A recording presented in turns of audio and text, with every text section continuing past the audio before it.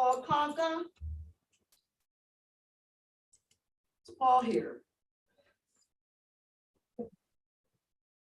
Refresh around it and now. Ed Livingston. Ed Livingston? Someone said he was. Here. Lauren Battle. Lauren, are you here? Okay, Julie Sugar. Here. Thank you. Harry Bandari. Harry Bandari. Are you here? No. Liz Brown. Here. You. Arjun Hamal. Here. Thank you. Margaret Forte. Here. Nina McHugh. Dina. Danny Blunt. Present. Present. Jay Jalisi. Jay Jalisi. Okay, Dolores Kelly. Here. Thank you. Pat Kelly. Pat Kelly. Danielle Smith. Present. Alejandra Ivanovich. Alejandra. Okay, Linda Dorsey Walker present. Cornell Smith. I'm present. Thank you much. Vanessa Carrington. Vanessa. Tracy Oh, yeah, I Miller. see. Here. Thank you. Bob Benjamin. Robert Benjamin. No. Tara Ebersol Tara, I seen her name somewhere. I think she's here. She's here. on the screen. Let's see. I'm here. Yeah, she's All right, thank you. Judy LeKind.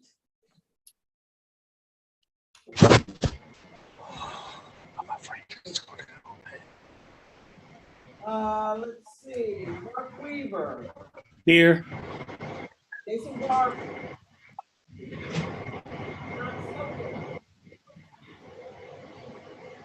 That's here.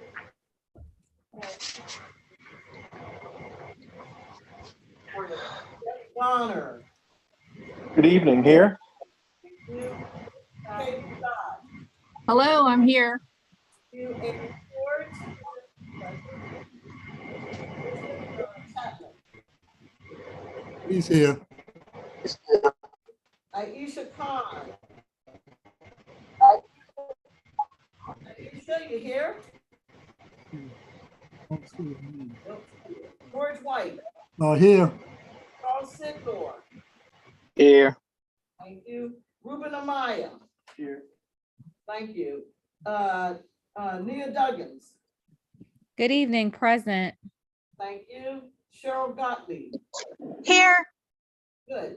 Rosita Gray. Okay, she's here. Saw her earlier. Yeah. Samira Lucas. Present. You're present? Good. Danita Tolson. I think she's here. Present. Thank you. No problem. Now I'm going to go on to our associate members. Tyrod Haynes. I'm present. Thank you. Joan Mangy.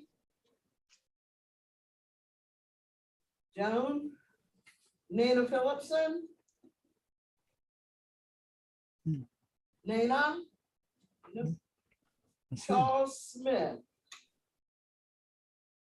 Charles Smith. Nope. Bonnie Smith. Right here. Present. All right, Gary English. Gary, you in the house?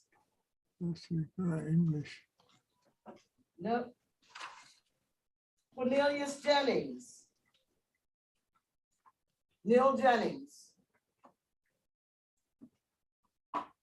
David Williams. Dave Williams. Okay. Danny Golombek. I'm here. Okay, now I'm gonna start with our newly elected folks. Let's see, Ed Kreiser.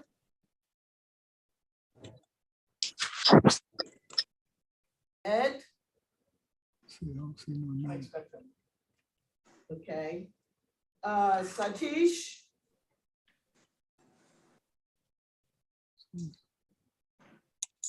Satish Shepherd-Gad. Charles Felder. Here. Thank you. Kim Ross.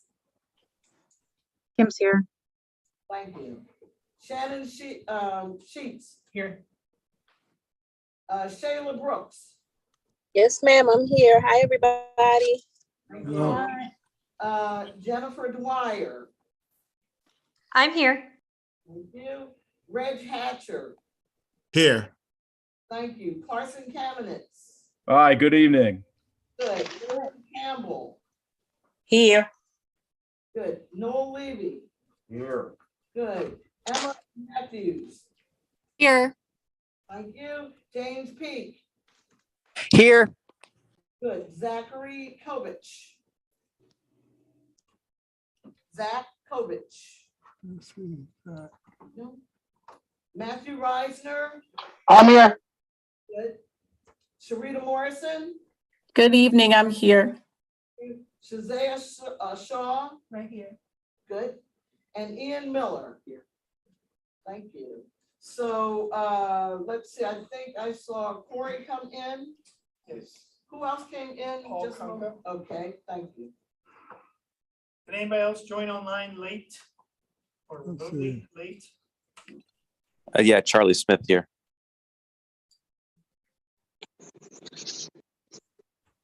So I don't know if Vanessa got put down, but I saw her on here. Okay. Vanessa. Charlie. And then George, you confirmed that Vanessa's there? Let's see, I'm looking. Vanessa.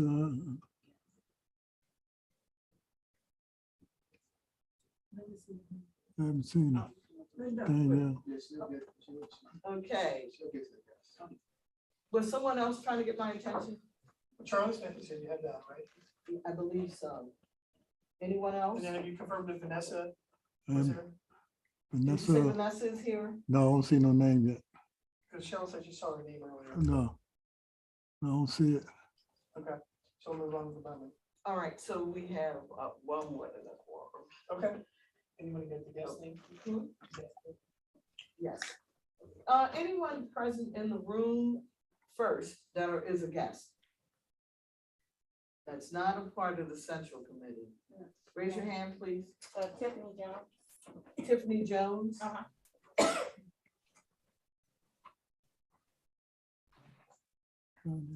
Anyone else?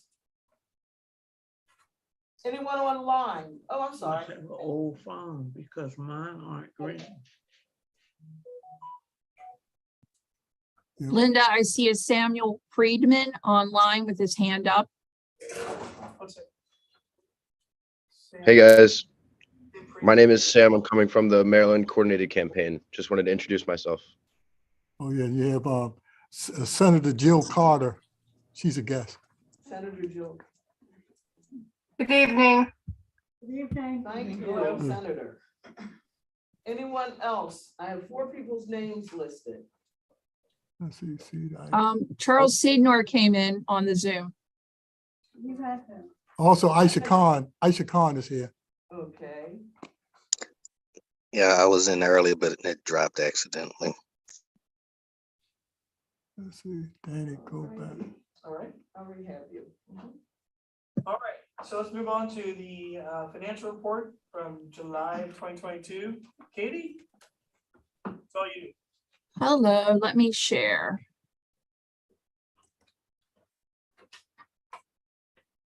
I have 2 extra copies if people would like to see them. Okay. Hello, here is the treasurer's report for July 2022. Our administrative account started with a beginning balance of $522.22. We had expenses of $3. And our final balance for the administrative account was $519.22. Our legislative account had a beginning balance of $27,879.78. We had some credit card purchases through the NGP van. So we had $255 coming in as credit card charges for Unity dinner tickets. Our expenses, we had our rent as usual, Comcast, the van feed, he used the software, and our Google account for expenses of $1,403.06 for an ending balance in the legislative account of $26,731.72. Our total cash on hand is $27,250.94. Our change from July 1st was negative $1,151.06. Are there any questions? I see no questions in the room. Anyone online or remote? I'm not seeing any. I move they be approved. See. So, who seconded Yeah, that? so- I'm not allowed. Julie will second that. Listen, I can't second it. I'm not sworn in. I know, It's an illegal second. yes, Never mind. but I like your enthusiasm. We're trying to move things along. I just want to add some notes on the Unity dinner. So far, we have sold 81 tickets. We have taken in receipts of $7,010. We have an extra pledge coming in of over that of $1,050. We still need to sell 220 more tickets, and we still need $4,000 to break even. How much to break even? 4,000 to break even. So, but we promised 300 tickets, so thereabout. Yeah, we're not trying to break even, just so people who may wonder. We're not trying to break even, of course. No, we want to make money.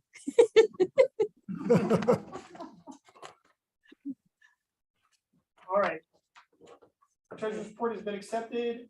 Meeting minutes for July 2022. Again, if anyone wants an extra copy, I have it.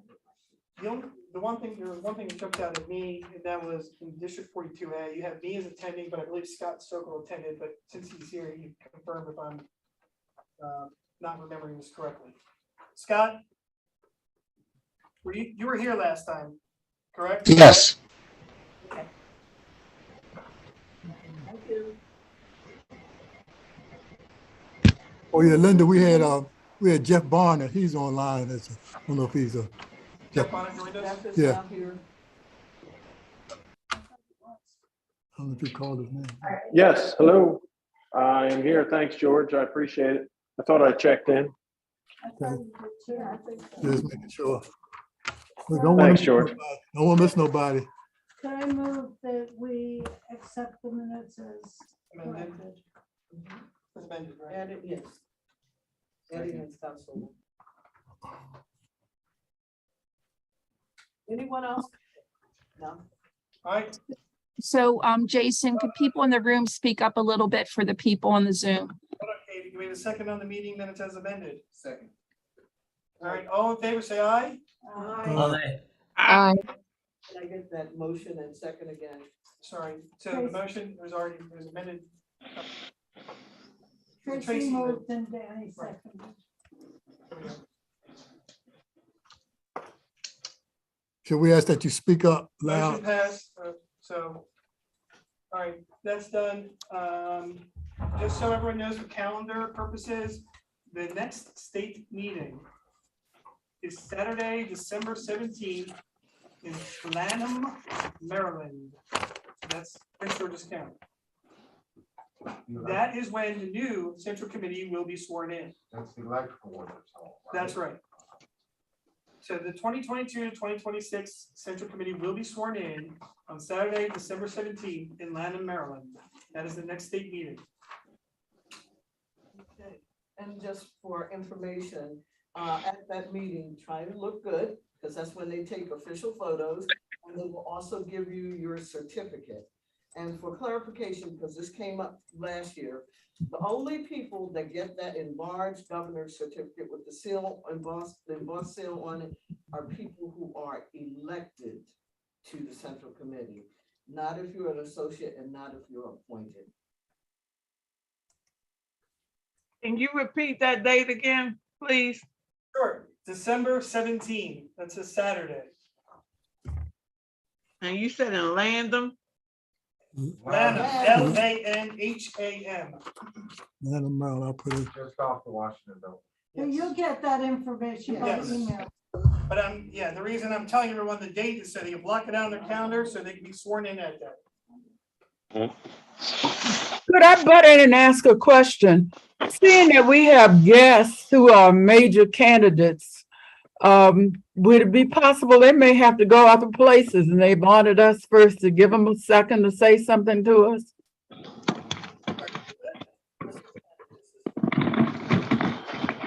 And what time is it gonna be on the 17th? And at 9:30 and it ends by noon. Thank you. Business is to vote on Sharonda Huffman being the nomination for District 6. And that, I believe, will help us introduce some of our guests. Would that be correct? yes. Yes, okay, that's what I thought you would tell me. All right. So why don't we have Ms. Huffman come up here?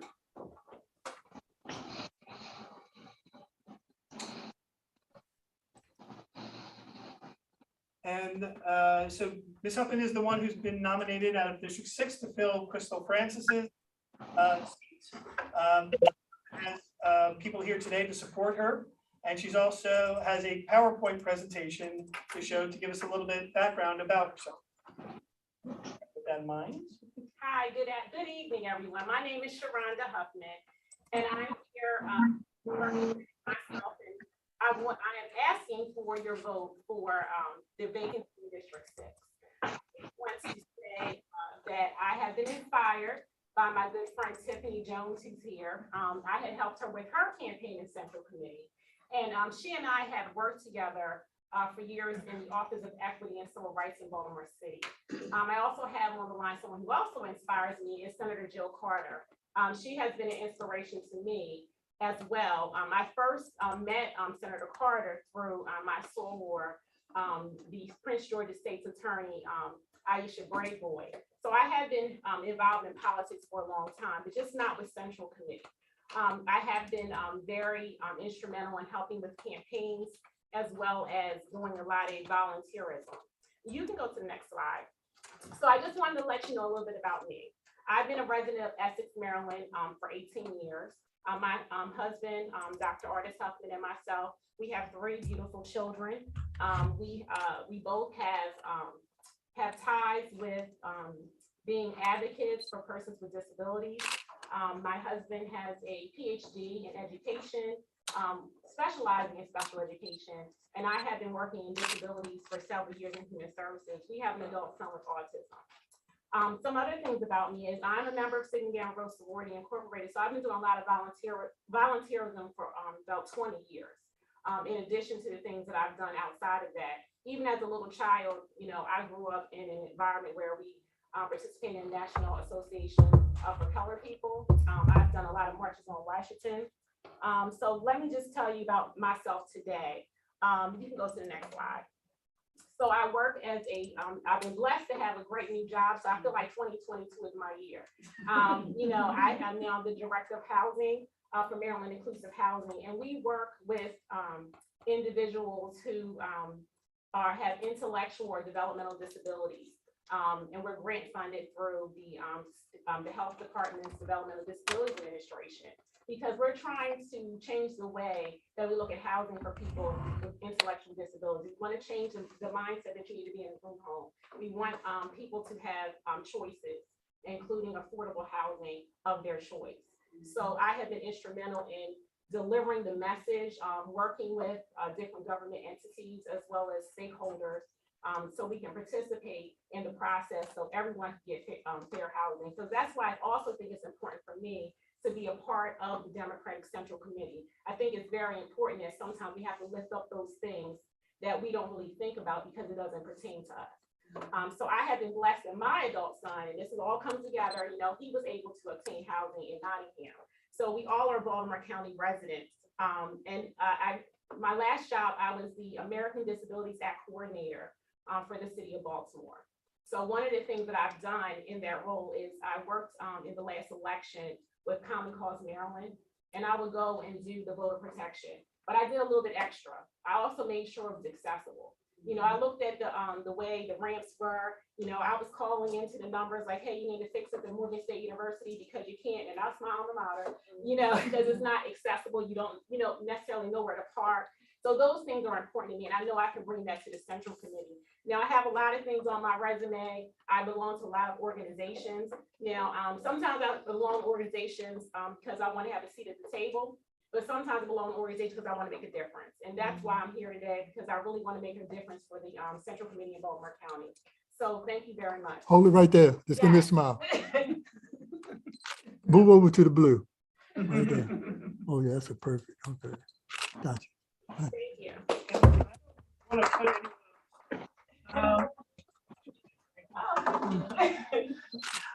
but you have Senator Jill Carter here on your behalf, and we don't get that opportunity very often. And so I don't know if Senator Carter wishes to say anything, and I don't mean to put you on the spot like I said, but if you'd like to say something to our committee on behalf of Sharonda or otherwise, that'd be certainly welcome. Go ahead, Senator Carter. Thank you so much for the opportunity. I promise not to take up much time, but I'm honored to be here on behalf of Sharonda Huffman.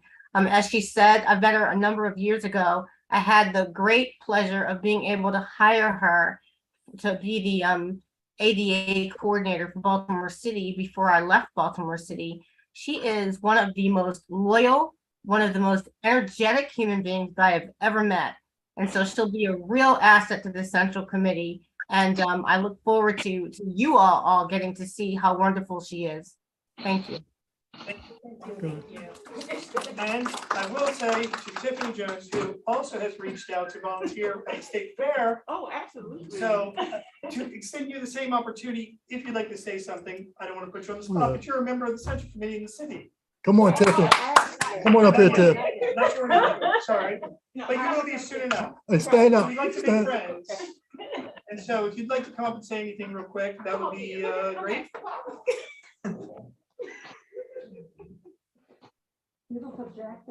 Thank you so much. I tried to be a little colorful. So I definitely will always support Sharonda. I can say truly in my heart of hearts, I wouldn't have one without her.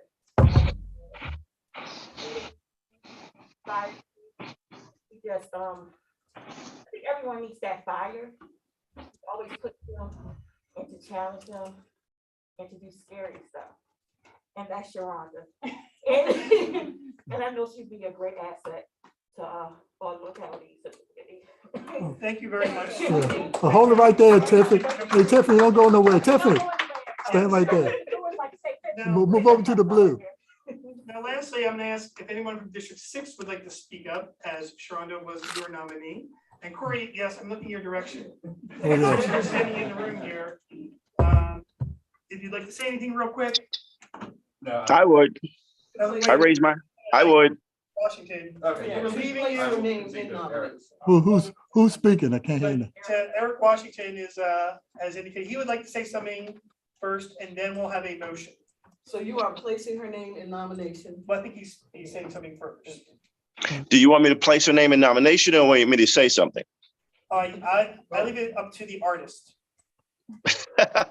I would like to do, if Corey doesn't want to do it, I would like to do two things. I would like to place her name in nomination to replace Krista Francis in District 6. I also, on the behalf, let's say, we have lost a great person in Dr. Krista Francis, but we've just gained another great person, Rashonda. And let's not forget that we also have a great person in Rosita Gray, also still on the committee. So we have a tremendous opportunity to bring more women into the fold and to regain what was lost back in the day and really turn District 6 blue with these great people's help. All right, now you are now formally moving Sharonda's nomination forward. I formally move Sharonda's nomination forward for District 6. All right. Okay, who seconded that? Corey seconded that. Okay. All in favor, say aye. Aye. Opposed, say nay.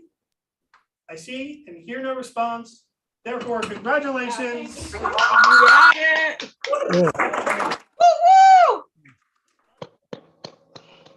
was gonna say, Sharonda, people have been asking me, why am I doing what I'm doing? Before more, it's for you. Oh, thank you. Thank It's you. for you and all those other Tiffany's and others. Right. You are making my heart feel really good. Thank you. And I've been here a long, long time. Now, raise your right hand, please, and repeat after me. I I, state your name, Sharonda Lynn Huffman, do swear or affirm do swear that I will support the Constitution of the United States that I will support the Constitution of the United States, and that I will be faithful and bear true allegiance that I will be faithful and bear true allegiance to the state of Maryland to the state of Maryland and support the Constitution and laws thereof, and support the Constitution and laws thereof, and that I will, and that I will, to the best of my skill and judgment, to the best of my skill and judgment, diligently and faithfully, diligently and faithfully, without partiality or prejudice, without partiality or prejudice, execute the office of member of member of the Democratic State Central Committee of Maryland, of the Democratic State Central Committee of Maryland, according to the Constitution and bylaws of this state. according to the Constitution and bylaws of this state. So welcome to our committee. Thank you very much.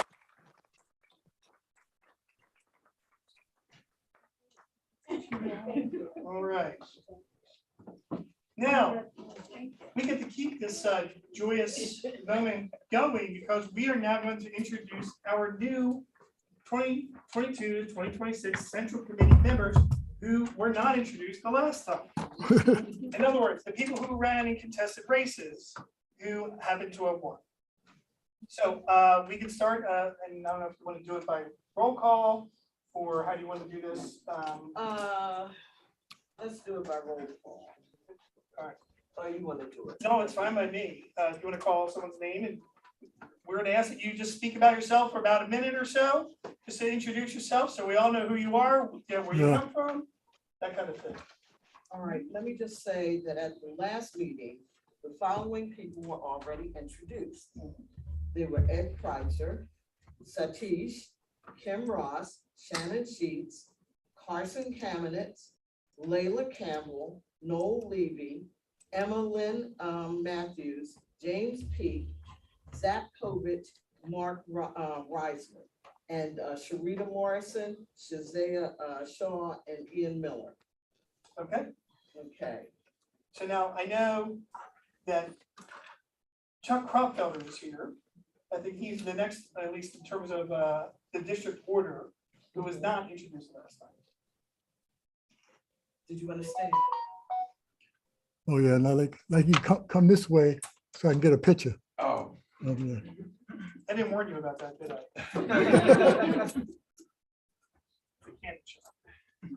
I actually served with his predecessor in life.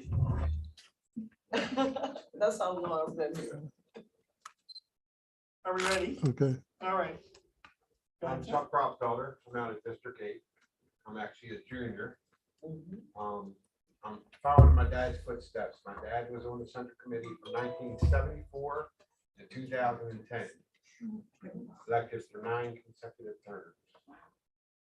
So I want to follow in his footsteps and make them proud. All right.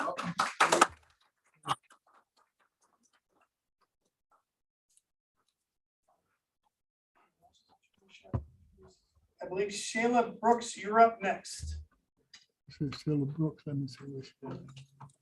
Hi, everybody. So I'm Shayla Brooks. I am from District 10, which is the Rangelstown, Woodlawn, Liberty Road area in Baltimore County. I am a mortuary science student. So I work in the funeral home, and I am so super excited to meet everybody. work with you guys and just make sure that we keep our Democratic Party alive, thriving, and well. Well, thank you very much. Jennifer Dwyer, you're up next. Hello, everyone. My name is Jennifer Dwyer, and I am a community organizer and the Deputy Executive Director over at Progressive Maryland. And I am so excited to join you all on the Democratic Central Committee so we can all work together to fight for the working class people and working class families across our county. Thank you very much. Reg Hatcher, you're up next. Oh, hey, how you doing? My name is Reg Hatcher. I'm from the 10th District, and I definitely appreciate being elected to the Central Committee. I'm a systems engineer, been doing it for over 16 years, getting my master's from Johns Hopkins, all that good stuff. Basically, I'm just glad that I'm able to represent the 10th District and the community's needs and try to make sure that make sure that we are responding to their needs, and not just for the 10th District, but for everybody else in Baltimore County. So thank you very much. And I can't wait to join the different committees and be a part of the Central Committee and represent and help out the Democratic cause. Thank you, Reg. All right. I believe that takes care of everyone. And if I'm incorrect, which wouldn't be the first time, let me know now so you can introduce yourself. Okay, anyone skip? Jason, I wasn't able to be at the last meeting, so. Well, you got credit. I was gonna say. Stand up. Come on up. Come on up, yeah. Hold on. Guess I need some. Yes. Good evening. My name is Shannon Sheets. I was recently elected to fill one of the slots for District 8. I live with my fiance Jeff over in Parkville, and I'm also on the board of our neighborhood association. I just think that the county, and especially our part of the county, needs the representation and a little more developed and focused than it tends to get sometimes, which is part of why I want to get involved with our local politics. I've been involved in politics since I was knocking on doors with my dad for Al Gore when I was 13 years old, and I just want to continue the tradition by being as involved as I can be and helping out and ensuring that we can get Democrats elected up and down the ballot. So, all right.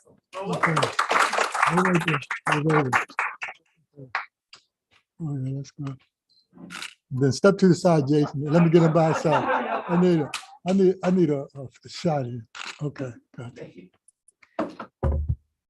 So Shannon and I actually have now a photo album that we have to come up with because we were the celebrity bartenders at Michelle Guyton's fundraiser. Oh, okay. So now this is just continuing that tradition. I heard that. I pour really mean wine, let me tell you. Oh, yeah. And I spill a lot of things. Okay. All right. I really like it that you get up and you want to be photographed. That's a good instinct. The thing is, I want to make them look good by standing next to me. Okay, well, we've got to go that far. No, we all thought it though. All right. So we can now move on. General election issues. I did speak to a couple of people from the coordinated campaign today, but Sam Friedman's here, so I don't have to summarize that conversation. Sam, you still here? How's it going, guys? Yeah. The floor is yours. Well, I just wanted to introduce myself and let you know that I am the regional organizing director for the coordinated campaign for the Democratic Party, and we'd love to have your help. We're going to start phone banking daily really soon. We're going to start knocking on doors as often as we can really soon, and we're going to win this thing. We're going to win at every level, and it's because of people who really care about democratic politics like you guys. So please feel free to reach out to me if there's anything that comes up, if there's anything I can help you with, if I can help coordinate, if I can help get supplies to anyone. I recognize a whole lot of people in here from the primary, and it makes me really happy and excited to see people who really care. So just wanted to introduce myself, say hello, and ask for your support in all the awesome stuff we have coming up before November.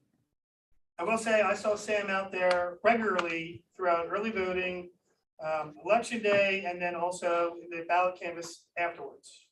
Sam is very active. So Sam, I had a question because I know the coordinated campaign has a lot of people they're hiring, and some of those positions, by the way, are still open, folks. Absolutely.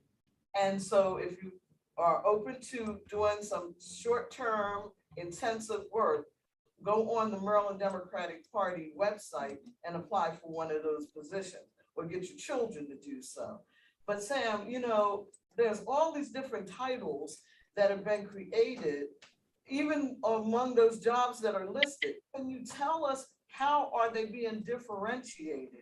What's one person doing versus the other that all wear the coordinated campaign title? So I think that's a really good point. All these jobs have 3 different titles and it's a little confusing. Basically, within our field program, there is a field director who I believe we're still interviewing for. There's 2 deputy field directors.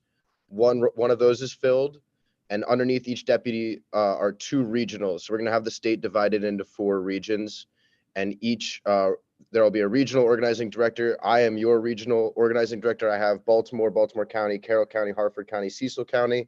And then there's like the other points of the compass, Eastern, Southern, and Western Maryland. And each of those regions is hiring organizers. And so no matter where you are in the state, we are looking for organizers. I know so far on my team, I have 3 people who are all Baltimore City local. We are still looking for a Baltimore County organizer to join our team. But you know, we're also looking for people with field experience to be a deputy field director. You know, we're still looking for a distributed director, distributed associate. You know, all those positions, like you said, are on the Democratic Party website. So please take a look and send those links around. I can find that link for you really fast and put it in the chat if that would be helpful. That'd be great. Yeah, please do so. When you go on the first page, it's all the way at the very bottom under jobs. Does anybody have any other questions for Sam while he's here? I had one. Sam, can you please put your contact information in the chat? Absolutely. Well, Sam, thank you for joining us tonight. I know it was short notice for you. No problem. Thanks for having me. Just emailed this morning and we spoke in the afternoon and then now he's here. And you're having breakfast tomorrow? Probably. We'll see. I'm not an early riser, but. All right. Sam, are you replacing Christine? I'm not replacing anybody, I don't think. I think Christine has a different role. I'm not totally positive. I just got an email from her earlier, so. Yes, and same thing. I got an email from Christine as well.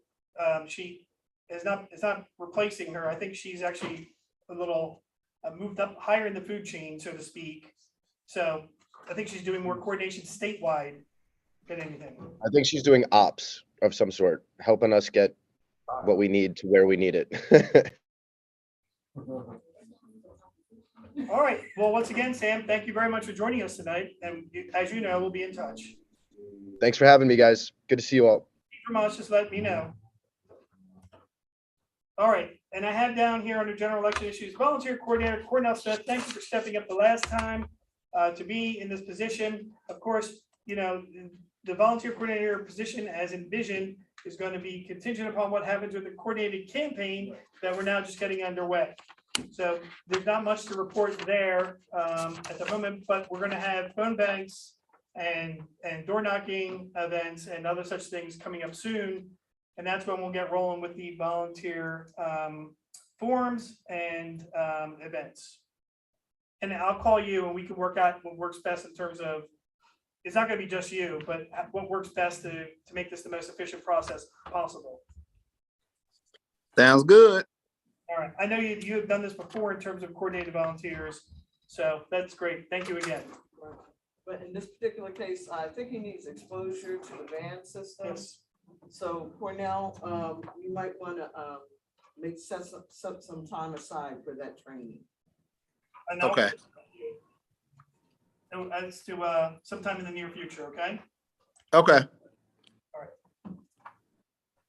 All right, that takes care of that for now, unless anybody has questions about general election. I just want to announce that there will be door knocking for the Johnny O campaign in this weekend. If you're in a district that is not competitive or a neighboring district, if you want to volunteer. We will be meeting at, looks like Grange Elementary, about 10 a.m. Of course, contact Fred Turner or myself if you have any questions. And you said that is at Grange Elementary? Yes, at 10 a.m. Could you talk into the mic? He's sitting in the back of the room, so he is at he's at Grange Elementary at 10 a.m. this Saturday in District 6. You're doing, it sounds like multiple campaign door knocking, Yeah. led by Johnny O. Yeah. Although I do apologize, it does, because I just received this email a day or two ago and it says next Saturday, so I'm not sure. I'll double check to make sure. Which Saturday? Gotcha. Gotcha. Exact date, but So we'll give you more details. that ties into another point that's coming up, and I'm not going to steal the thunder here, but under communications, this has been referenced, that we're going to start having information as things like this, campaign events, whether it be door knocking or fundraising events or phone banking, whatever they may be, and we're going to start trying to circulate that on a weekly basis for the entire central committee, and then also out to those that subscribe to our email.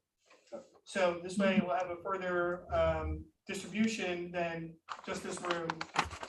So yes, so it's not just applying to you, but to anybody that is having some sort of event along these lines, to get it to me. It's actually Judy LeKine is the one who's actually coordinating it in terms of our end to send out the information, but we need to get the information for her to send it out. So I have a question. yes, The phone banking, is it gonna be virtual or in person? that's not been decided yet. I mean, I think it's gonna be event to event, and I don't know what the coordinated campaign is gonna decide.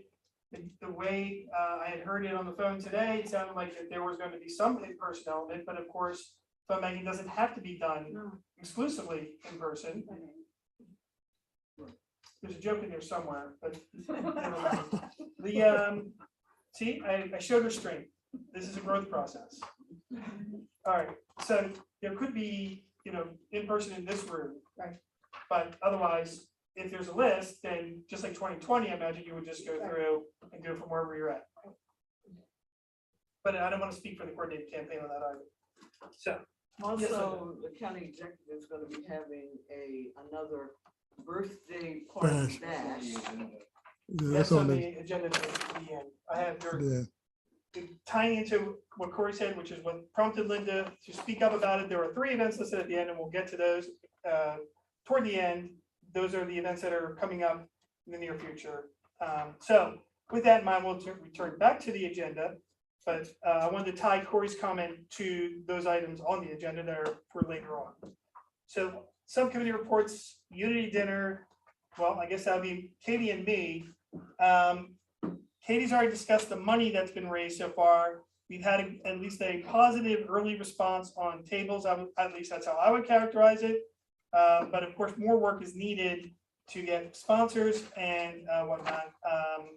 So we get those things squared away. And as you heard Katie say, we need to sell another 220 plus tickets in order to sell this event out. And I'm going to remind you all, you don't get to hear former Secretary of Department of Homeland Security, Jay Johnson, speak at our event all the time, do you? This is your one opportunity. So you have to go out and go buy tickets to hear him live at our event. I thank you, Linda, for arranging that. But we also are honoring a whole bunch of others, as some of you have heard, but this is for the benefit of those who have not heard already. We are honoring a bunch of people around the county for their, I don't call it lifetime contributions, but in essence, for their longstanding contributions toward the Democratic Party, democratic values, and democratic candidates. Included in which, I'm gonna go around the clock, counting like a clock. Margaret actually we had in the Southwest, Akita Scott in the West, Dr. Leslie Grant, I should say our own Dr. Leslie Grant in the North, former delegate Steve Lafferty in the Central, and Johnny O Sr. on the East. In addition, we will be honoring the Student Support Network for their good work all across the county. And that is something I'm very much looking forward to. We will be honoring for our Central Committee member, the woman seated to my left here, the wonderful Linda Dorsey Walker, and all the work that she has put in And of course, our very own, well, Maryland's own, I should say, more accurately, but certainly our own Senator Dolores Kelly for all of her work. All the inspiration, everything that not just for the district, but for Baltimore County, for this central committee, for the Maryland Democratic Party, for the state. I could go on, but I'm sure I will at some other point. So I'll save everyone that now. We are honoring Senator Kelly as well. So those are some highlights for you. Not to mention, of course, we're going to have our normal rotation of elected representatives who are going to speak at this one as well. And we're trying to line up, make sure to identify what's the best window for Wes Moore to come speak at our event. Of course, we'll have Johnny O there, our Speaker of the House, Adrian Jones. And hopefully we can get our senators locked down as well, both Ben Cardin, Chris Van Hollen, and I'm forgetting a bunch of other people, but you all know who I'm talking about. All right. So that's me trying to sell you on making sure you buy your tickets and put pressure on others to buy their tickets so that we make sure that we have the money flowing in and we can pay off the amount we need to Martin's as soon as possible, and then try to swim like Scrooge McDuck in the money that comes after. All right. Yes, the ticket price. There is a reduced ticket price for Central Committee members. We reduce it from $85 down to $60 for members. Yes, indeed. And for those people who may not understand the significance of this, we have never, that I recall, done that in the past, or recent past, where we have reduced for members. So there we go. Yeah, I need it. Boy. I mean, I was so worried about it, I bought it instantly when I found out it was gone. Right, I want to make sure to get in on that. Yes. How would you get the $60 price? Yes, that's a very good point, because if you go through our ticket link at present, you're not going to find it. You have to go through the contribution link, and we will circulate that back out again so that everyone has the link to use again. Katie sent that, I think, yesterday, or Yes, yesterday. So we'll send out again. And you may not have been on that distro list because it probably went out to those people identified as members already, but we'll make sure that you do get it. And of course, you can contact me anytime. Yeah. I already bought the ticket. Yes, we appreciate your contributions. Thank you for being early. Yes, that's your reward. Okay, good. Now, we can take that up with Katie. We'll figure that part out. All right, so that takes care of the tickets. Now we're gonna need people there early to help sign up or check people in and set up the event. Now, Katie and I went through in painstaking detail on Friday with the Martins Valley Mansion people about how to run the schedule and how we're going to execute this. Katie, is there any comment you wish to raise from that? No, I think, pretty much we just talked about where we're going to be seating there and the timeline and this and that, but I really don't have anything to add. Okay. It's going to be a great event. Now, historically, people have started to show up to volunteer at around 4:30. Is that correct? The doors open at 4 and we can get there at 4 and start setting up. And they said we should be set up by 5:30. Yes, because we're having it's now reduced to 45 minutes of, basically people congregating before the event starts, starting at 6.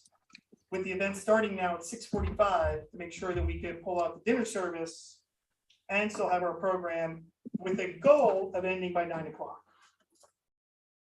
And I'm going to do my best. I promise. No jokes. No jokes. I'm serious. On that one, I'm serious because I don't want to keep everyone there even longer. Oh, and here's the funny part. There's actually a wedding going on right next door to us, folks. So when you're done, if they have an open bar, I can't say no. You can do whatever you want. All right. Let's hope they hold the sound down because the last time I was there was a wedding next door and you couldn't hear the people inside. We've actually talked about that. I'm actually going to go with Katie. We're going to test drive this to see how the room should be configured so that it's not going to impact. So you want to a wedding there so you can find out? No, that'd be funny. Go crash a wedding there to find out how loud it's going to be for our event. Yeah. No, but now I know I should do this weekend. So thank you. No, we are going to find that out. And yes, it's a wedding on a Thursday night. I mean, I don't understand it, but hey, you know what? They're in love. Yes. It's cheap too. I don't understand. They're in love. That's what counts. So when should we sign up to volunteer? The next best time is right now. So that's leads into, I know some people have said that they're going to volunteer, but now we're starting to divide up into what needs to get done. Who's going to do the check-in? Who's going to, I know Julie, for example, is doing the program. And for those of you who owe Julie headshots and bios, please get them in. I did receive, I think it was a grant while we're sitting here. So that's taken care of. I think it's Johnny O Senior I still have to get, Akita Scott I have to get, Jay Johnson and Linda, are the only ones I think off the top of my head now. So basically I'm talking to you, Linda. Because I think we have Senator Kelly's, of course, taken care of. But Yes. her bio writes itself. All right, So I'll help us to check in table. thank you. I'll check into.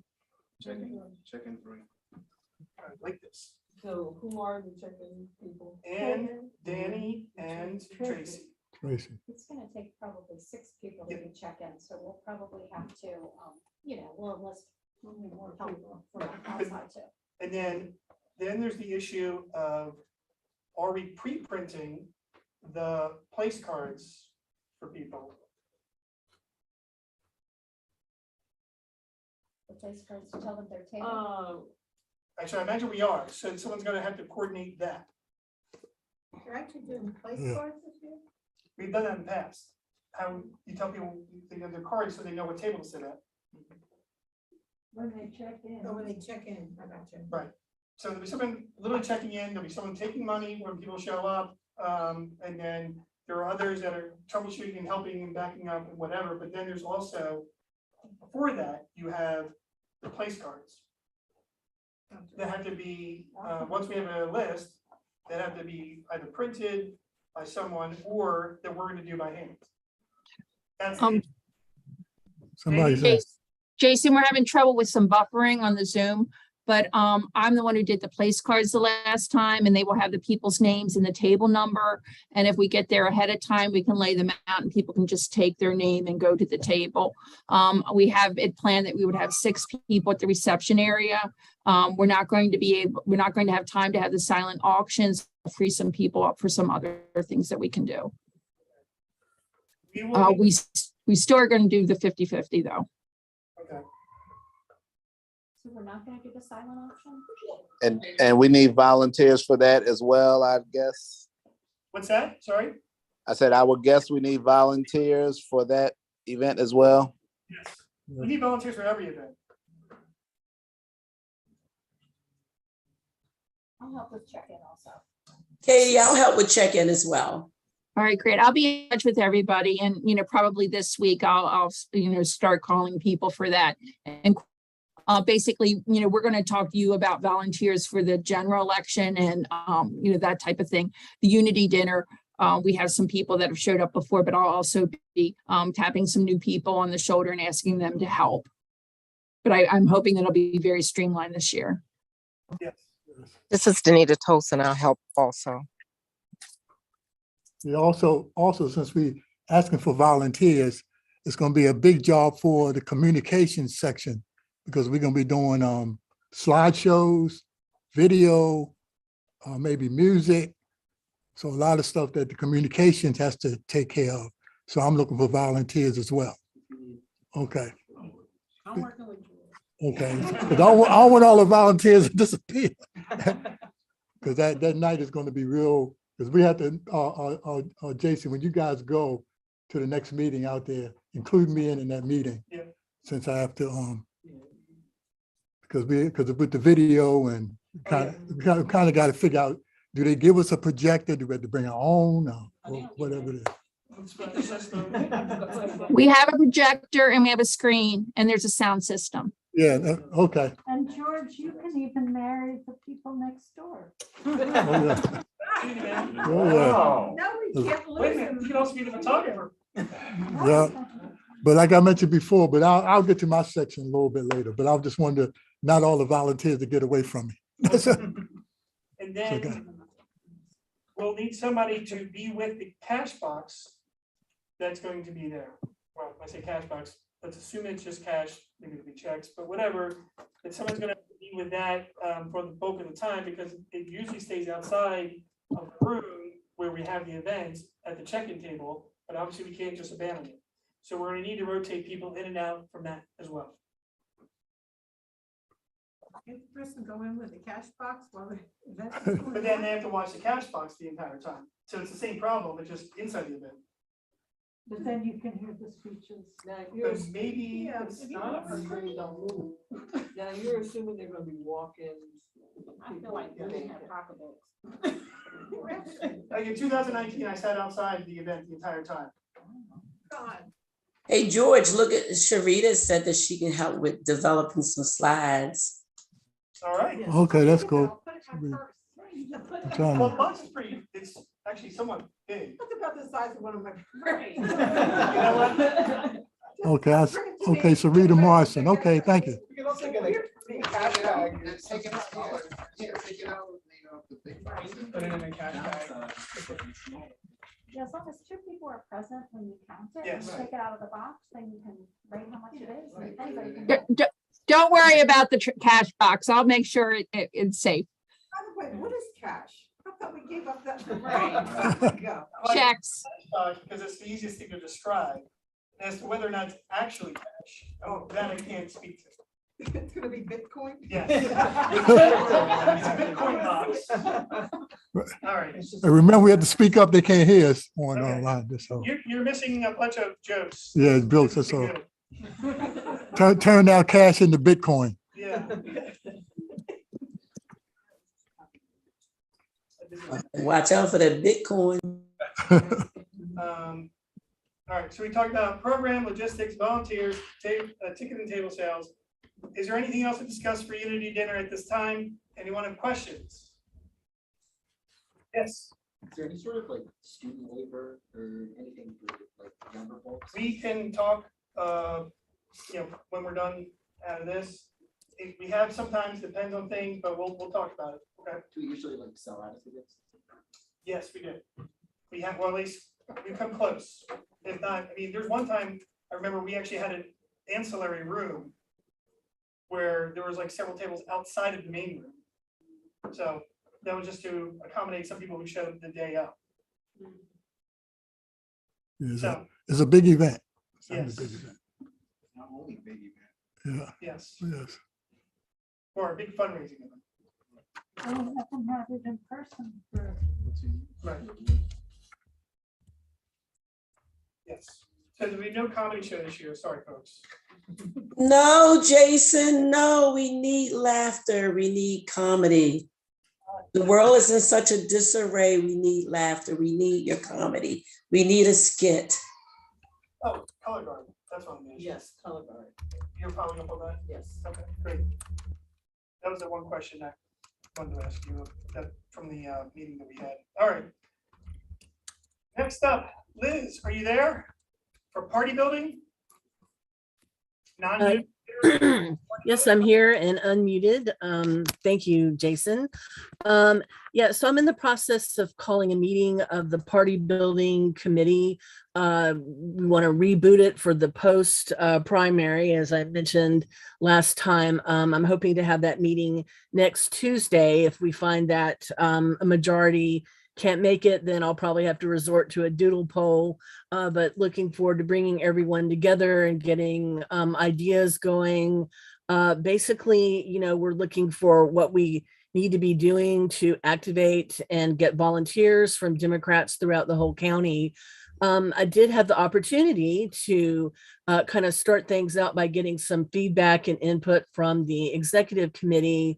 And one of the things that, I was hearing loud and clear was, obviously the whole county is important, but we really want to support, we really want to get in there in the eastern part of our county, in the areas where we don't have Democratic elected official incumbents.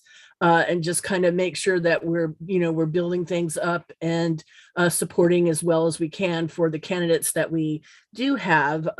If anyone has any ideas for events or activities for their own districts or anything, I do welcome anyone emailing me so that we can kind of throw that into the pot to discuss and prioritize at our first post primary meeting. So that's basically kind of a general update, and we'll have a lot more details and activities to report on at the next meeting and so forth. But definitely, please, anyone reach out and let me know your ideas, suggestions, anything. So thanks. Thank you, Liz. All right, on to communications, and there's several subtopics because we have to figure out now, less than 3 months ago, about 2.5 months ago, how to make sure that we are effectively messaging everything that we need to in such a short time frame. And we have to take our existing infrastructure and make some changes to make sure that we're getting the messages out. Now, I will start forwarding memos I received from the state party to everybody. I didn't want to send it along with the agenda and everything today because it wasn't supposed to be a subject matter for tonight. So I'm going to send that tomorrow. But that's going to start at least honing our message that we're going to send out to people in our networks and on social media. Everyone has their own individual ones that they could start, thinking through how you're going to communicate things for this upcoming election through your own personal social media. But then more to the point, for us as a central committee, we have emails to central committee members, which Judah Lakine has graciously undertaken, will be undertaking that enterprise. We have to come up with an email / some sort of effective communication, like a mass communication to county Democrats. We need to make sure our website is up to date with not only the new members, but also with events, calendar, volunteer opportunities, etc. George, of course, has always advocated for people to use their cell phones for photographs and videos, and then also club updates and candidate updates otherwise that are not somehow included with all those items. And we have to start pulling this together collectively, but we need some people perhaps to step up to take charge of one thing or another. And I know, like, for example, George and Jeff, Ruben, Samay, they've all had their hands in some of the stuff over the course of the last year plus, or however long they've been on the committee. And on what I mean the committee, the communications committee. So when it comes to a larger message to get out to county Democrats, we have to make sure that we are speaking consistently with what the state party is doing, consistently with what the candidates are doing, but also to do this effectively. So if there's somebody who has an interest in helping to put together content for such emails to the county Democrats, please let me know. You don't have to do it right now this second. But that is somebody we would need to help shoulder some of that burden. I have a quick question. Yes. Would it be possible for us to invest in a Mobilize account? I don't know if we already have one or not, but I think using Mobilize would definitely help share, the events and volunteer opportunities of all the candidates in the county a lot easier with one link. See, I have the technological knowledge of like a 5-year-old. So this is Yeah. very good that you're bringing this. Yeah, I could help with that How would you go about 100%. Well, we would just have to invest. Yes. Okay. Believe me, just this last 5 months has been a real education for me, with all the young people that we have on 4 More, who have told me about all kinds of new apps and things that I never even knew existed. So Mobilize is just one of them. And I know Ian had some ideas about some things, and there's a whole new world that we need to get into regarding social media that we're missing out on a lot of young adults. Yeah, just to add to that, we Ruben was part of our communications So we had that kind of locked in. We was just kind of, he was always fresh with ideas. So I'm glad he actually, Now I use Mobilize all the time. yeah, but I'm saying So Ruben and Ian, Right. since you have more knowledge, well, certainly everybody has more knowledge than I do on this stuff. So you guys went to walk me through what is needed, what you think is best for, to move things forward in this regard. We need to be as efficient as possible. So yes, let me know and then we'll get it done. Sounds good. All right? Yes, Ann. Yeah, diversity, equity, inclusion. What about communication for Hispanic population? Yes, so obviously this is a, somewhere where we are quite deficient. Because we need to have as many multicultural, multi-language, multilingual individuals as we can find. So that we can get into other communities, not just limited to one, but there are other communities out there too that, tend to get ignored too. I think we need to, going with what Ann is saying, we need to have, because we have been successful in diversifying our central committee. And I'm glad to say that and proud to say that. And now we need to have a list of all the different languages and skills that our various members can offer. It's really, obviously in the community that's large, there are many, many languages, but we need to hit the dominant ones and number one would be. Oh, for Hispanic. sure. And we need their votes. But And anybody you who has, don't know that we're interested in them, but anybody who's multilingual or anybody who has connections to some of the other communities, that's the starting point, right? Because they're the ones who are gonna be the bridge so that we can be able to do this. So even if it's not, I understand what you're saying. Yes, we focus on certainly Spanish speaking communities, but if somebody else has another connection with another community or another language, then whatever that is, we need to still try to avail ourselves of that too. I'm That's- sure that if we get something in print in English, we can get it translated. All right. I would think Arabic and Farsi and Jay, you got to speak up. some of the comments. I said Arabic and Farsi also. Urdu. Urdu. Hindi, but there's so many dialects in that. But again, so let's start with this. First step is, if anybody who's here, when I'm being remotely too, if you speak another language or have connections with any type of community where another language may be spoken by a decent amount of people that's beyond English, let me know so we can start working on that and move things forward with those communities. Of course, if you speak Spanish, that is a huge thing too. And we probably need multiple people, I would think, for that. Well, we brung, that's when we brung folks on the central committee, we thought that was gonna happen, because I know we brung on Ruben, we brung on Alejandra, so those kind of things, we had that mindset, we never really used it. That's why I'm saying we really need to, so it's a very good point to bring that up, Ann, that we really do need to remember this and focus on it, because we do get distracted because we have 17,000 other things going on at the same time. Right. But so if we can have people who can help, basically take the bull by the horns, so to speak, to get those things done, that would obviously be a huge thing for us. Shazia, you had a comment? Yeah, I could do English, Arabic, Urdu. I have a huge community, Muslim community, Pakistani community, Indian community, so I can definitely help with that. Plus, we now have a Portuguese speaker. Who's that? Who's that? From the town. Portuguese, okay. Anyone here speak Portuguese? Un poco. Jennifer. Is that Okay. Spanish? Well, no, you were just there. I was just in Portugal. Okay. And my Portuguese from when I was 16 and spent the summer in Brazil came back. Oh, my goodness. I can't remember the Portuguese from when I was there. All right. Okay. So again, please reach out so we can talk through how we're going to achieve this goal of making sure that that the information we put out is accessible and that we are making outreach into these communities.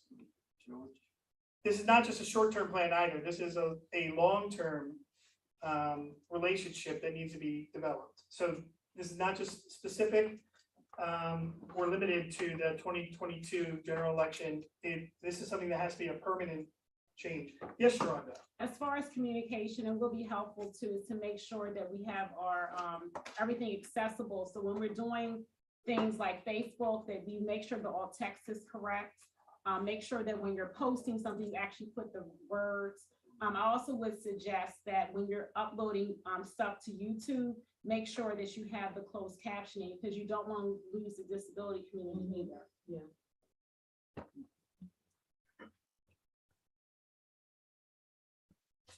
Thank you.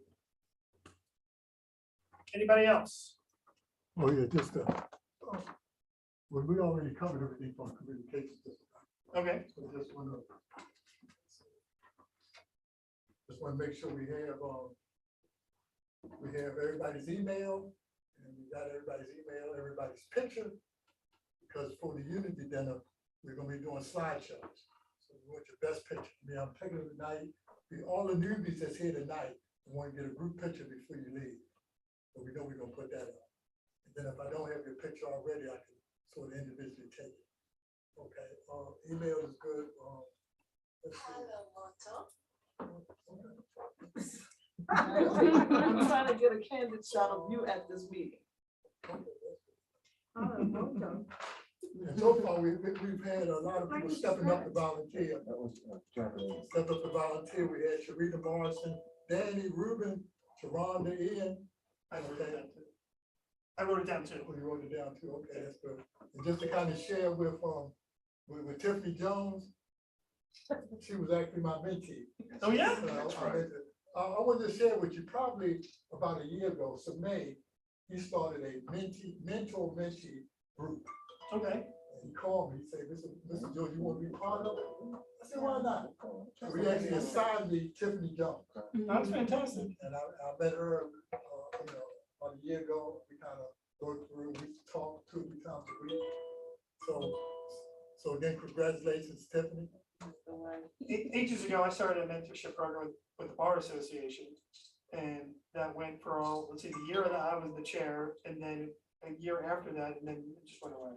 So I'm happy to see that this has a little bit more success. Oh, definitely. It's hard work.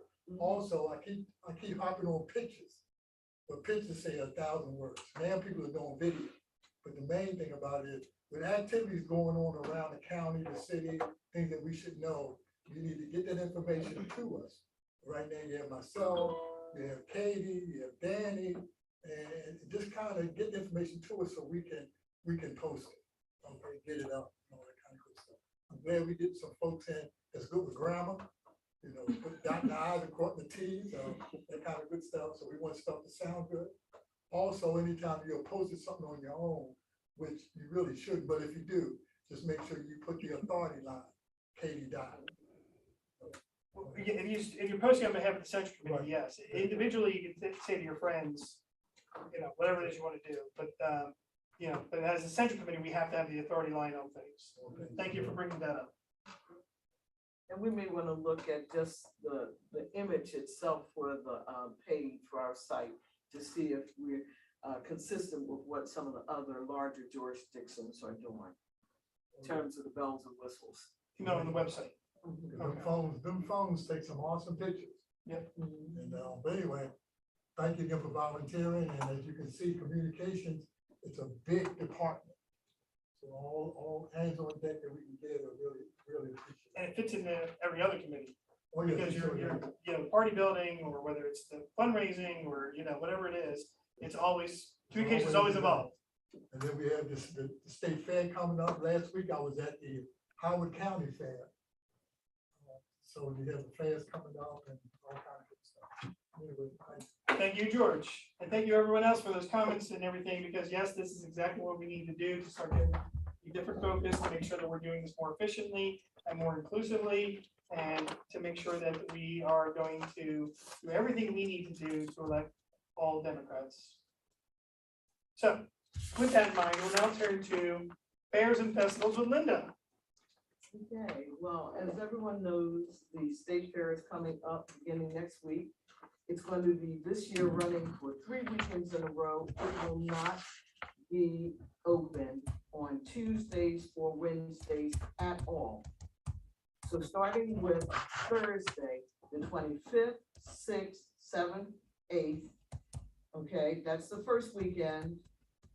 Then it'll be closed on that Monday, Tuesday, and Wednesday. Then it will reopen the following Thursday, Friday, Saturday, Sunday, and then that Monday, which is Labor Day, it'll be open. And then because they had a really good experience last year, when because of weather conditions, they threw on a third weekend, they've decided to eliminate some of the weekdays times so that they could add on an additional weekend. So the following Thursday, Friday, Sunday, and Monday. It opens at 10 a.m. The exhibition hall closes at 9. The facility doesn't close until 11. So in terms of people being there for rides and things like that, that doesn't end until 11. The doors open for people who want to arrive a little bit early at 9 o'clock. Now, be aware of this, that the parking that is right off of Timonium, where you see a gate leading over to the racetrack, there's 2 entry points. There's one that's near the light rail train. I would advise, if you're coming there to volunteer, to park there. The parking that's over just past that, that's closest to the racetrack, is usually committed parking. There are some exceptions for people who have, handicap plates, but for the most part, no. So just be aware of the fact that, you should arrive 15 minutes in advance of whatever time you signed up for. There has been sent out a schedule of various times for people to sign up. You can work more than one shift. It's difficult, I know, for people to work during the day. I thought I had a plan for addressing that, but just be aware of the fact that there are other individuals who are going to be coming through who are candidates, club members, not just Central Committee members, and not just from Baltimore County. So, did anyone have a question? Are you gonna have tickets? Yeah, I had the same question about tickets. There's supposed to be tickets. There won't be parking now. Well, I didn't take the light rail and then walk in the back. Could you speak up? That was Tracy asking about tickets. And then she indicated she could just take the light rail, walk in through the back way of the fairgrounds to get to it without having to deal with parking. But they are gonna want some kind of ticket when I go in the back way. Is light rail parking what it was since they built that Kaiser thing there? What did you say? Is the light rail parking lot? It used to be huge. Yeah, I have an answer to that actually. Okay, go ahead. So the Kaiser Permanente parking garage will be open for people parking during, that was part of the deal that the state fair tried to strike with them because they got upset about the structure going up. So at least some levels of the garage will be open to people parking for the fair as well. If you haven't been by there, then basically, there's this huge. Oh yeah, complex there now. it's, they took up, there was a lot of displeasure about that because that was like a county asset that just disappeared and became private property one day, and people were not pleased with that particular decision having no public input about Are it. they going to restrict what floors you can park on? I don't know that. But I mean, in theory, if they give 2 or 3 levels of parking garage, that kind of makes up for the loss of the lot. So I don't know what the exact specifications will be, but there will be some free parking available in the Kaiser Permanente garage as well. So show up early. Yeah. And that will probably be undercover. Yes. Now, the other thing though too is when it comes to setting up or breaking it down, what do you need in terms of people having access so they can actually get things on and off site? They're going to let folks, once you're, all right, the setup is the evening before the 25th. There are 2 setup times. In the evening before the 25th, so the 24th, they really want the majority of people to come in and set up. Okay, the booth number is 118. We're not going to have the same booth we had. Unfortunately, the booth we had last year was 122. I tried to get that booth. They had already committed it to someone and it was right next to a door. So this booth is like 4 booths down from the door on the side in case you need to. So let's say this is the building and this is the front door. If you're facing the back of the building, our booth is over here. The door I was talking about is right here.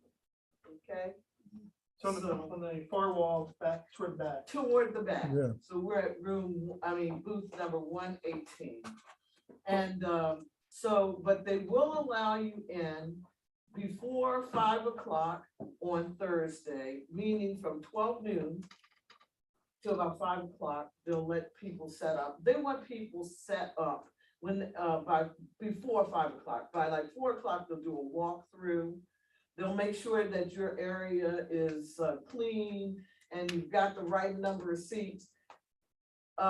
This booth has 2 tables and 4 chairs. So, and I think we should probably describe for people what they can expect as being volunteers and what they're supposed to be doing as volunteers while at the state fair. And, you know, basically you're gonna be there with a lot of literature, you'll have handouts, like maybe there'll be some candy or other such things. But remember, you're always there as a representative of the Democratic Party, whether you're a part of the Central Committee or not, you're there as a representative of the Democratic Party. So you need to act accordingly. People will come by and say negative things to you and horrible things, maybe even as well. Yeah, don't get in the fight. Keep in mind, there may be the possibility that someone's trying to egg you on into a confrontation or an argument so they can video it and play it, you know, on social media. So you have to keep, you know, your cool the entire time. People may, I suspect several years ago when I worked the booth with Robbie Leonard, that somebody, these 18-year-olds or so came up to us, talked about voter registration, and kept trying to get us to say you have to register as Democrats. And of course, we didn't do that. And I always found that to be incredibly suspicious. That they came back several times and asked us this question. So keep it in mind that sometimes you may be asked questions because they're trying to get a specific response out of you. Just as long as you say and do what exactly, you know, the right thing is, you can't get in trouble, is the bottom line.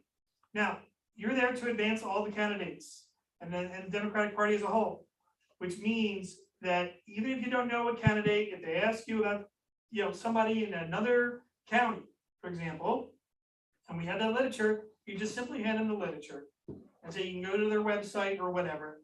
If you do know the candidate, you can certainly speak on their behalf.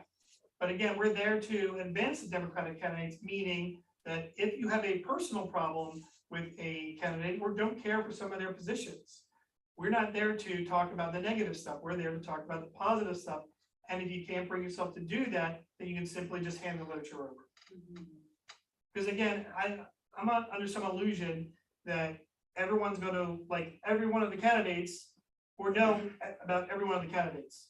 So just hand out the literature if you don't know, or you know, if nothing that can be said that's productive. On the other hand, there are plenty of candidates you do know, and there are plenty of people who you can advocate for, and that's why we're there. Because we want to build as much enthusiasm for Democratic candidates, because we are not going to have another 4 years with a Republican governor blowing up all of the government and failing us miserably across the board on many things. We are going to have a Democratic governor. Wes Moore will be our governor, and it's up to us to make this happen. We're going to have Brooke Learman succeed Peter Franchot. We're going to have Anthony Brown as our Attorney General. We're going to have 4 more years of Johnny O, 6 more years of Chris Van Hollen. I can go down the list, but I'm not going to do that here tonight. But this is why we're doing this. It's for that reason, and to build enthusiasm, to show people what we stand for, what our values are, what we care about. Yes, Paul Conca, speaking of candidates. How much literature should there be for each candidate? Well, Linda, I'm gonna ask you to first chime in on that. Well, first of all, there's only limited space. The booth itself is only 10 by 10 feet. So there's limited space under the tables, on the tables for things like signs. I mean, we've had people just dump signs. You can't just dump a ton of signs. Instead, you should instead have a list available for people that want to sign up for additional signs or materials for your campaign. Or to volunteer. Or to volunteer. It helps if you have developed like a little card with a QR code that will take people where they need to go. Then you don't need to have as much of that stuff, and it's cheaper for you anyway. Also. So like 100, 1,000, 10,000? Oh, I would say that you should have at least somewhere between 500 and 1,000, yeah, easily. Okay. Especially for you in that district, because you're also very close to the fairgrounds. So to whatever extent that it's going to drive people locally, you'd be the beneficiary of it. It's 3 weeks long, and part of the thing that they said is they don't want anyone to commit to having a booth if you're not going to stay for all 3 weeks and cover every minute of all 3 weeks. They don't want that. So you make a commitment when you get one of those booths to do that. So sure that you have enough materials, and I'm going to give another suggestion. Folks, if you're going to ask people to sign up, like people will say, look, I heard, they might still need election judges. Well, you might suggest to people, because they do still need election judges for the general election.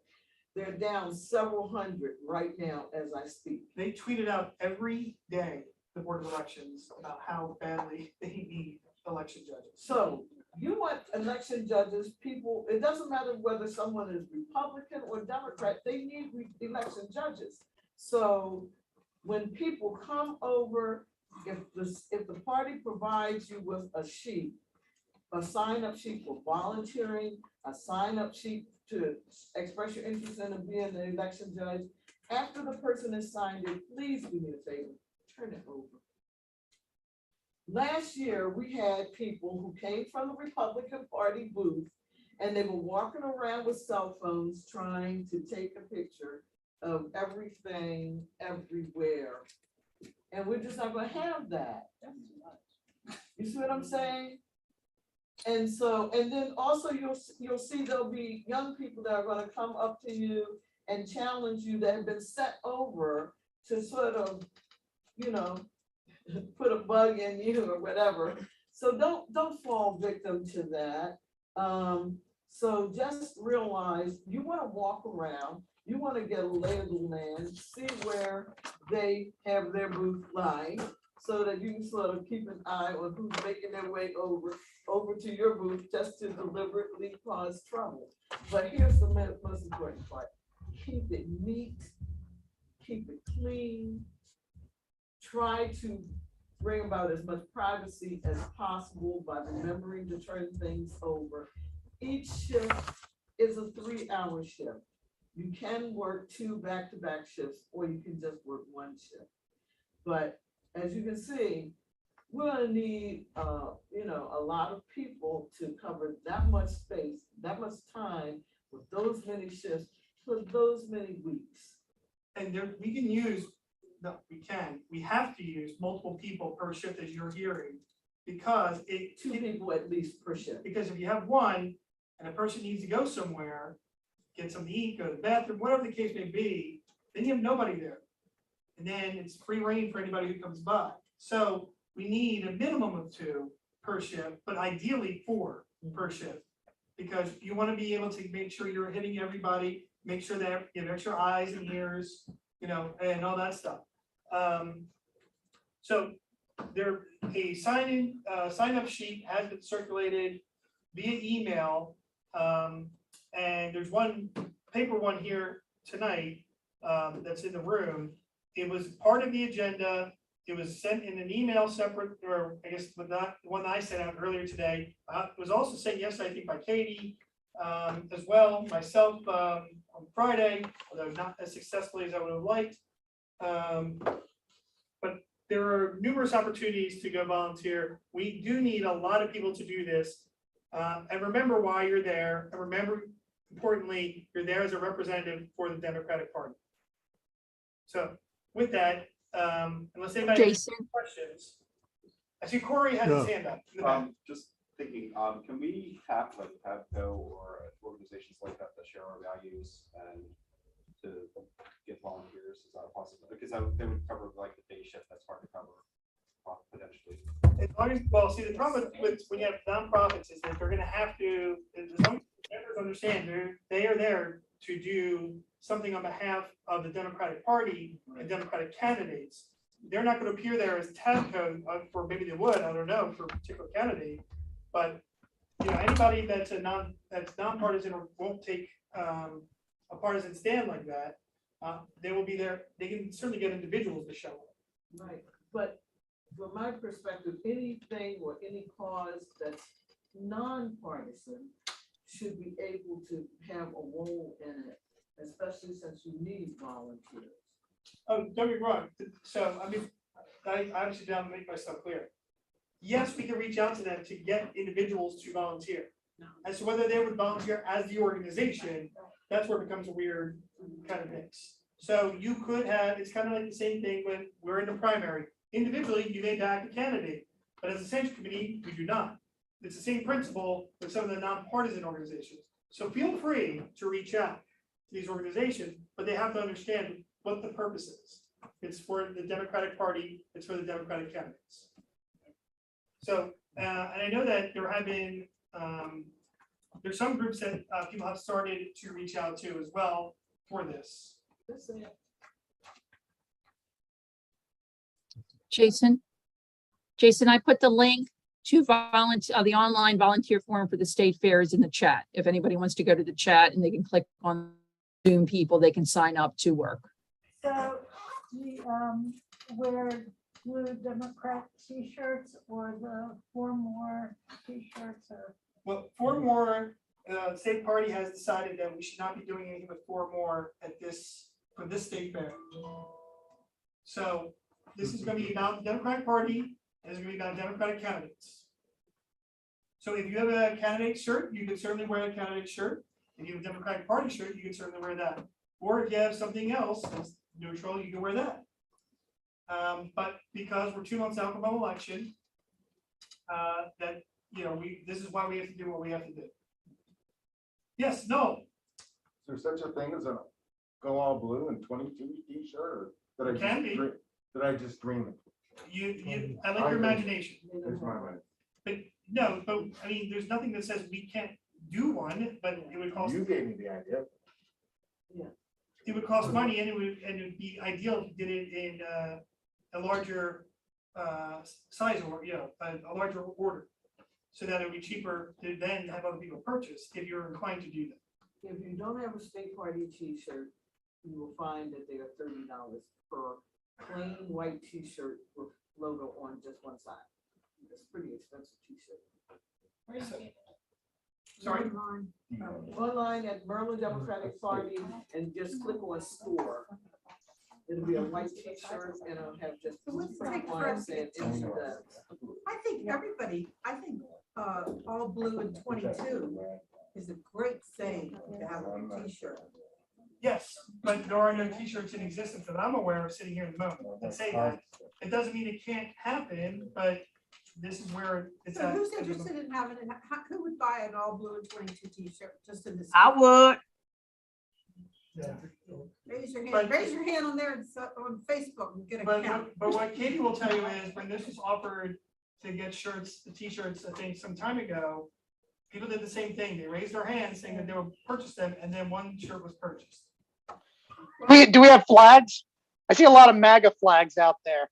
Do we have any flags? You mean Flags? Democratic? Flags, yes. I You don't. know, I go out to, you know, I go out to like Hart Miller Island. I go out to Middle River, and all I see are MAGA flags. And I don't see I don't see any I don't see donkeys. I don't see anything that denotes the Democratic Party. I don't see any representation there. And I think it's time that we meet we meet the challenge with that. I mean, I go out to Hart Miller Island. I see many vote for Trump, vote for, many Republican, messages. I don't see many from the Democratic Party. Well, I mean, I agree with that. I mean, if you go over to the Republican booth every year, they are giving away or selling a whole, I mean, you think we're at a store. So many varieties of hats and flags and other paraphernalia that you can't even imagine, that for whatever reason, I mean, when Obama was running, they had all these different buttons. And then on the next campaign, I had said, Yes, we can. So I think we will to the state party to see what more can be done. I mean, I'd like to put together a boat parade, but like, there's not like the Democratic Party doesn't really have the stuff available that you can see 100 feet away. That just denotes that, hey, that's what we're here for. Most of the Democrats in my area there are not wealthy enough to even afford those boats, unfortunately. No, there's a lot of them that have little That's tiny beater boats. That's not true. There's a lot of yachts out there with Democrats. That's not true. At a time. Because I'm gonna tell you where my father lives, right here in Middle River. He has a boat. His neighbor has a boat, and the neighbor next to him, and all of them are Democrats. So that's not true. And they're willing to come and do the thing because I asked them about it. So we got had three a thing. boats. We got 3 boats. If you can Yeah, but find we me also more. had other people. But see, that's the thing. That's just who I asked. Hey, look, listen. And you ask more, you can get more. All right, hold on. Hold on. Everyone, number one, I understand we're talking about boat parades here. We're not talking about boat parades. We're talking about the state fair at the moment.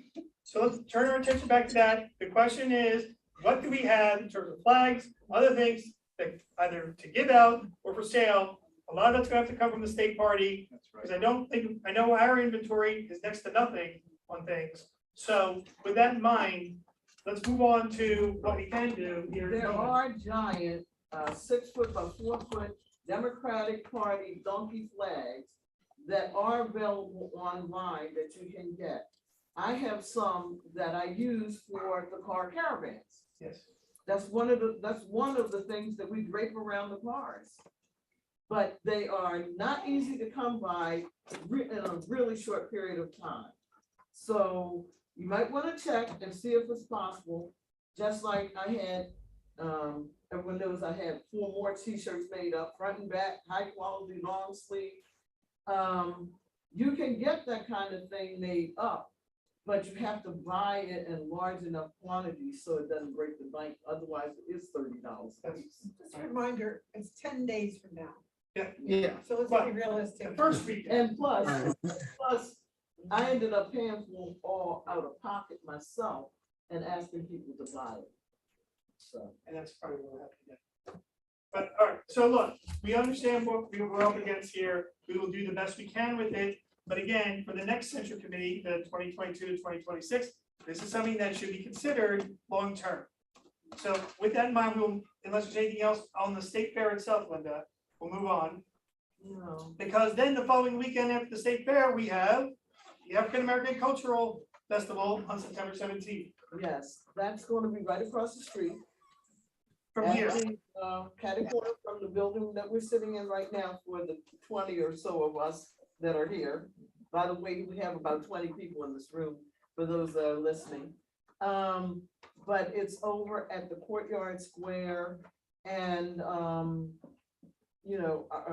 they haven't given us a booth assignment yet, but there are going to be 3 large stages. One is going to be kind of dance type stage. Another one is going to be focused on gospel music. And then there is the stage that's up near the front, which is the main stage.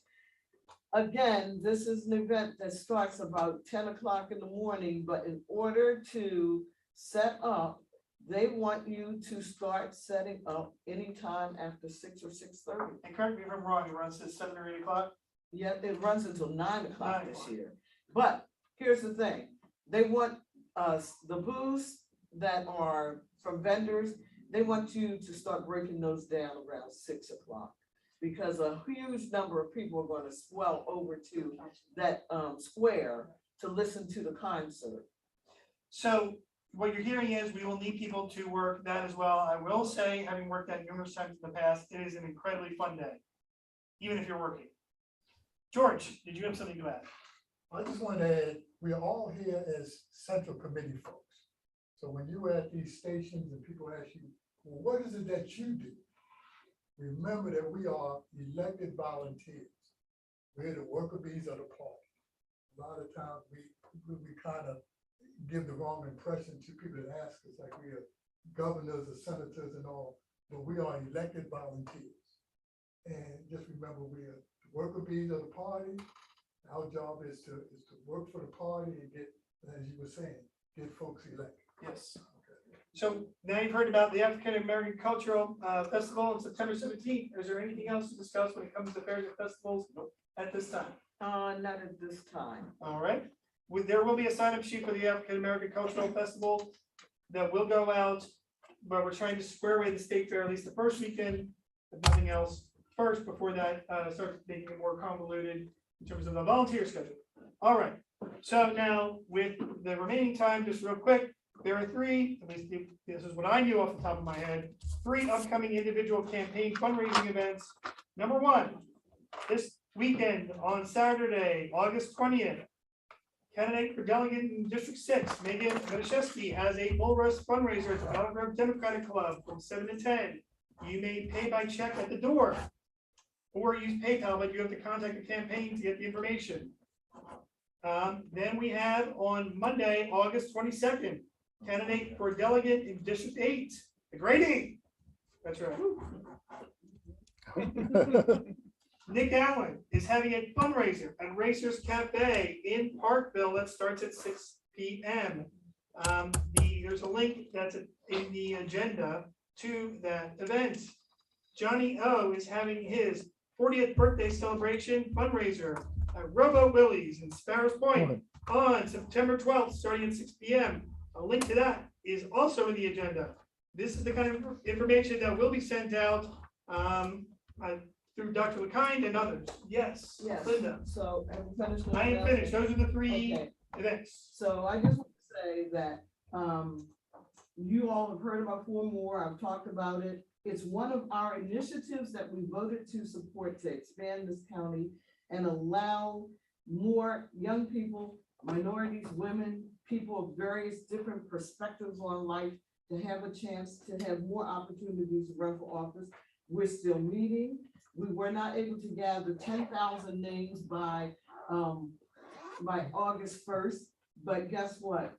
Having already thought this through, I started 4 years in advance, not 2 years in advance. What does that mean? What does that mean, Tracy? Do you know? Got 2 more. That you actually, that you have 10,000, but not just this year, that you had started We still earlier. have more time to gather some more names, but we don't want to stretch it out for 2 years.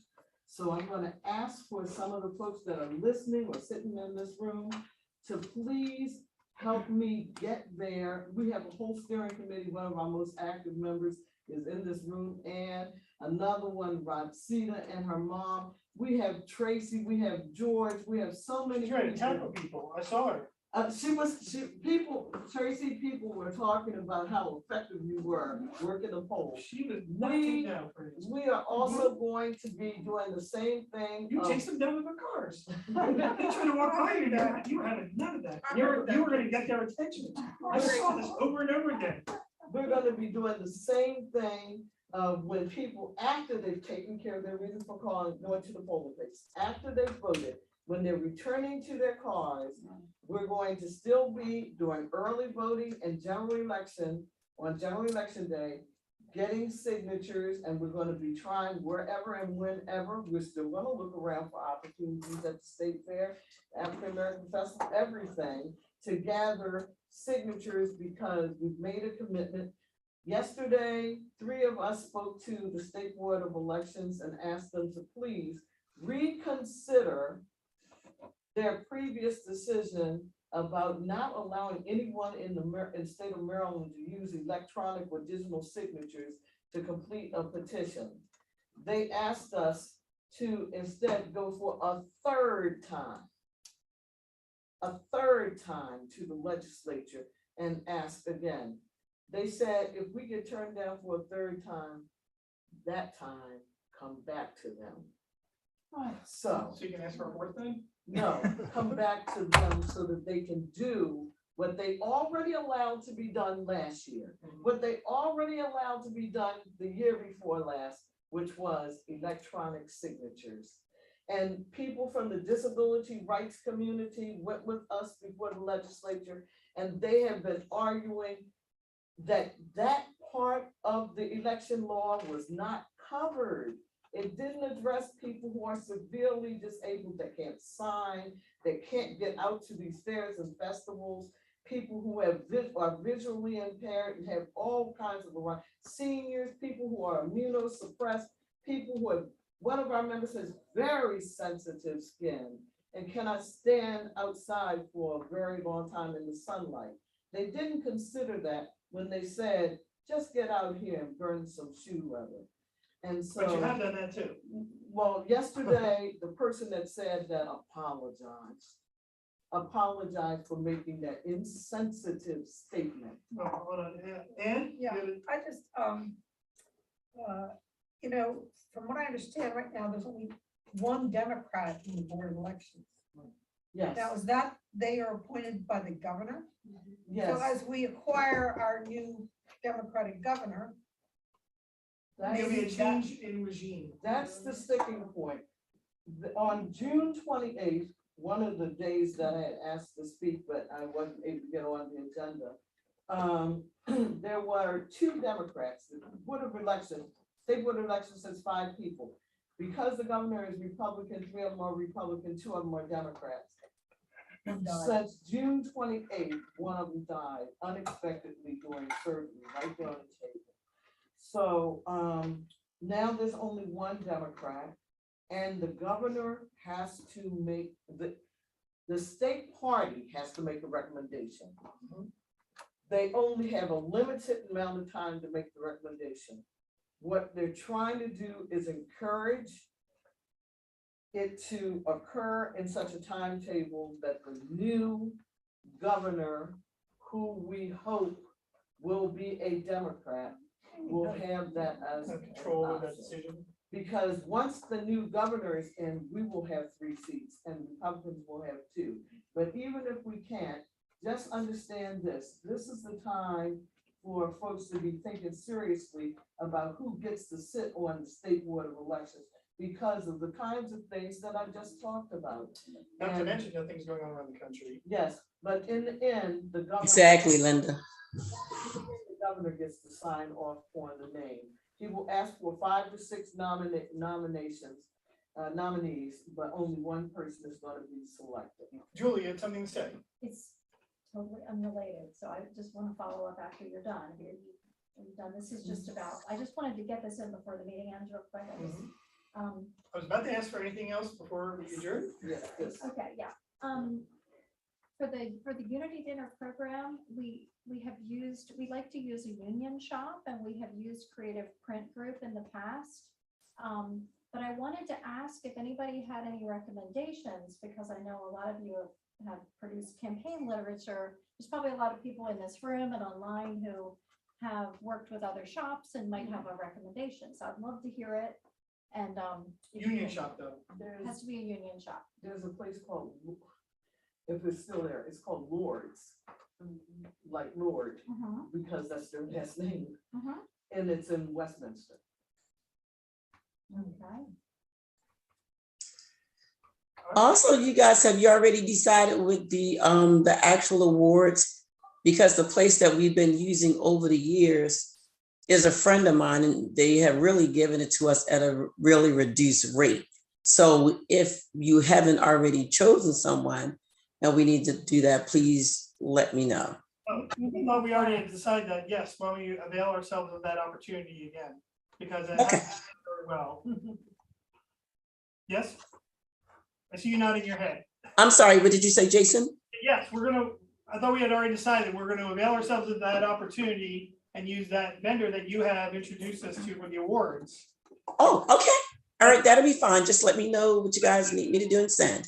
Yeah, please. And then if you need me for anything, just please let me know.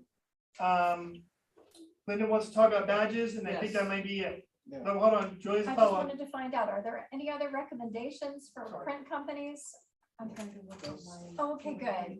And if you have them, you can send them to Jason and Jason can forward them to me. Everybody has Jason's email address. Thank you. Sorry. And then Linda wants to order badges for everybody. She's wearing hers, she's modeling it now for those who can't see. For all those that And have Ann already has seen. hers too. And Ann has hers. And Ann has We'll get you into any. And Danny has hers. Danny has yes. They said, oh, she must be Okay. important. There's Not a some big people have reached out and asked about this, Lots of and, people. you know, so. So, all right, so what makes this thing valuable and difficult to get is this seal right here. This state police produced seal. And they will only allow certain people to even ask for them. And then when you ask for them, it's only in a limited quantity. So thank goodness, they've been knowing me for a very long time. And so I put in a request, and the the company that was making this has stopped making them. So now they've reached out to another company, and I'm supposed to hear, I think I spoke with the lady today. I've gone ahead because there are so many people. I think altogether, there's like 24 new people or 25.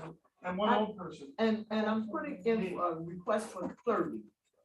Yours, I already have. I've always had yours. You never came to get it. I remember I paid for these up front out of my own pocket. And so I have a few people's badges that never got their badges. But I've asked for 30 of these, and then we have to have it produced. Yeah. Okay, so if there's anyone that absolutely doesn't want a badge that's new, let me know, because otherwise I'm going to assume that every one of you wants a badge. Now, in the past, this badge asked for a reimbursement of $20. The cost is going up. So I'm trying to figure out, should we ask for $25 or what?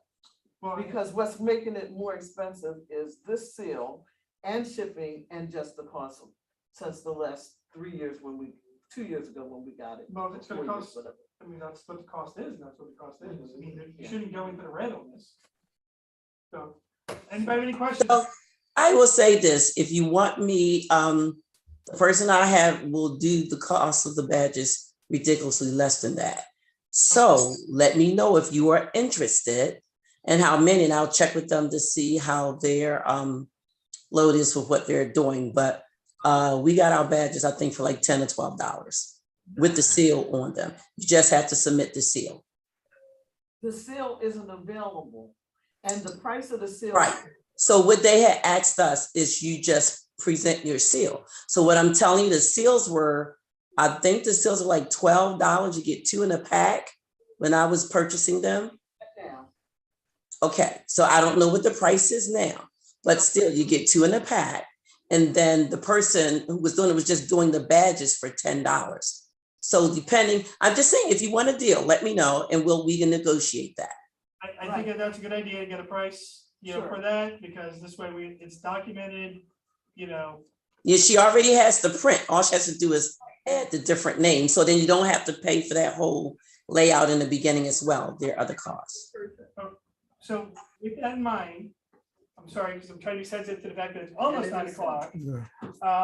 Is there anything else before someone has a motion to adjourn?